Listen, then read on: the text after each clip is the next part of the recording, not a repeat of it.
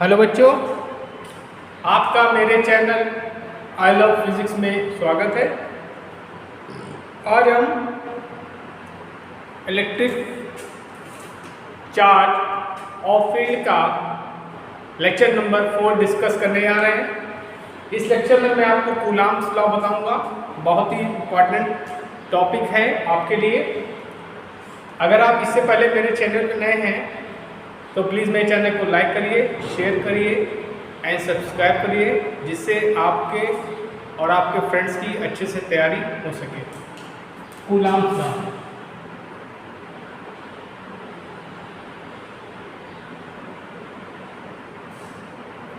ये जो बच्चों कूलाम्स लॉ है, ये आपका न्यूटन के गुरुत्वाकर्षण नियम से मिलता जुलता हुआ है।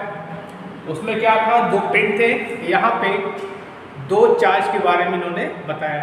जैसे मान लीजिए हमने मान लिया यहाँ पे दो चार्ज है, ये आपका Q1 है, ये आपका Q2 है, और इनके बीच की जो डिस्टेंस है ये R है। तो न्यूटन ने क्या बताया था कि दो पिंडों के बीच लगने वाला आकर्षण या गुरुत्वाकर्षण बल क्या होता है, उनके द्रव्यमानों के गुणनफल के अनुक्रमानुपाती होता है। इसी प्रकार कूलाम के नियम में क्या है कि अगर ये सेम होंगे, सेम प्रॉपर्टी के होंगे तो इनमें रिपल्सन होगा। मैंने बताया प्रीवियस लेक्चर में, अगर पॉजिटिव पॉजिटिव है तो रिपल्सन होगा, निगेटिव निगेटिव है तो रिपल्सन होगा, अगर पॉजिटिव और निगेटिव है तो अट्रैक्शन होगा। तो अगर इन दोनों चार्जों के बीच में अट्रैक्शन या रिपल्शन जो होगा, जो फोर्स होगा, वो क्या होगा, इन चार्जेस के मल्टीपल के डायरेक्टली प्रोपोर्शनल होगा। इट मीन्स क्या कर सकते हैं कि इनके बीच में जो फोर्स लगेगा वो क्या होगा, इन चार्जेस के मल्टीपल के डायरेक्टली प्रोपोर्शनल होगा। अब दूसरा नियम न्यूटन ने ये बताया था कि जो इनके बीच में लगने वाला जो फोर्स होगा, इनके बीच की डिस्टेंस के वर्ग के व्युत्क्रमानुपाती होगा। इसी तरह कूलाम के नियम में क्या है कि जो इनके बीच में अट्रैक्शन या रिपल्शन जो फोर्स होगा वो क्या होगा, इनके बीच के डिस्टेंस के स्क्वायर के इन्वर्सली प्रोपोर्शनल होगा। इट मीन्स जो इनके बीच में फोर्स होगा वो क्या होगा, इनके बीच के डिस्टेंस के स्क्वायर के इन्वर्सली प्रोपोर्शनल होगा। अब इन दोनों इक्वेशन को हम मर्ज कर देते हैं तो क्या होगा, F directly proportional to Q1 Q2 upon R square.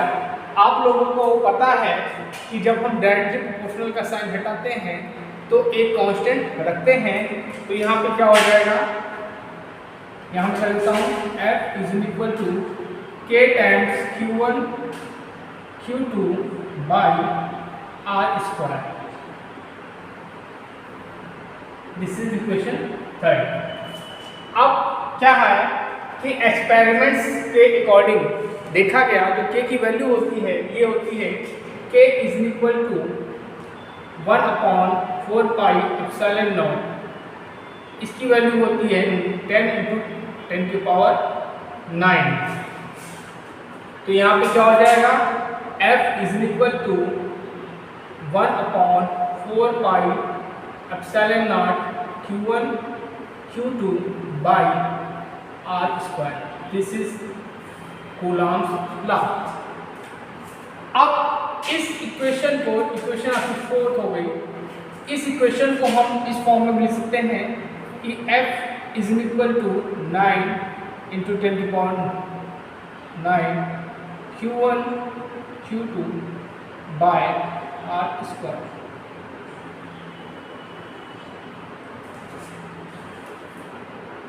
अब देखिए बच्चों, यहाँ पे जो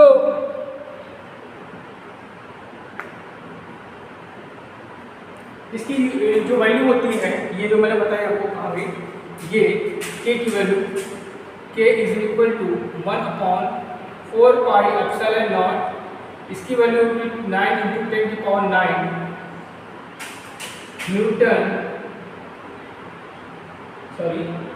न्यूटन मीटर पर कूलाम स्क्वायर। ये आपकी हो गई के की वैल्यू, ठीक है, न्यूटन मीटर स्क्वायर पर coulomb square.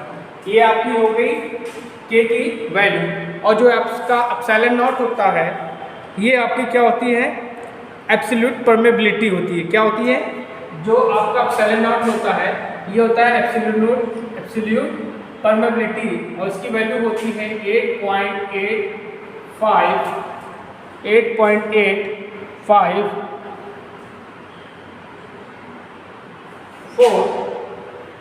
into 10 to the power minus 12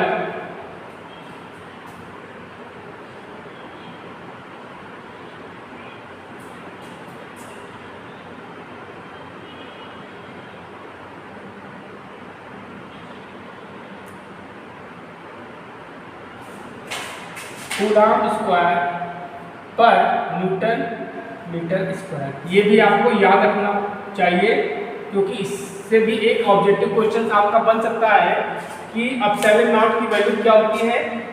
तो बच्चों ये इसको बोलते हैं एब्सोल्यूट परमेबिलिटी, और इसकी वैल्यू होती है 8.854 into 10 to the power minus 12 coulomb square पर न्यूटन मीटर स्क्वायर।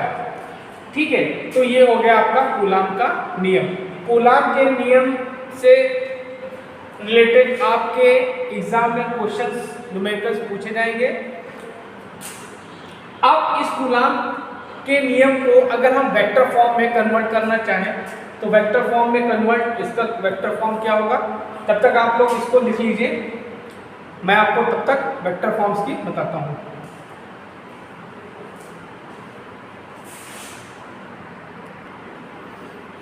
चलिए आप कूलम का वेक्टर फॉर्म देख लेते हैं। अब देखिए इसमें दो कंडीशन होती है। यदि चार्ज Q1 से Q2 मिलाने वाली दिशा में यूनिट वेक्टर अगर R12 होगी तो वेक्टर फॉर्म, तो फोर्स का फॉर्मूला क्या होगा, ये होगा F, ये होगा वेक्टर फॉर्म ये होगा F21 is equal to 1/4 pi epsilon naught Q1 Q2 upon R square unit vector 1 2। ठीक है, अगर यहाँ पे क्या होगा, यदि चार्ज Q2 से Q1 मिलाने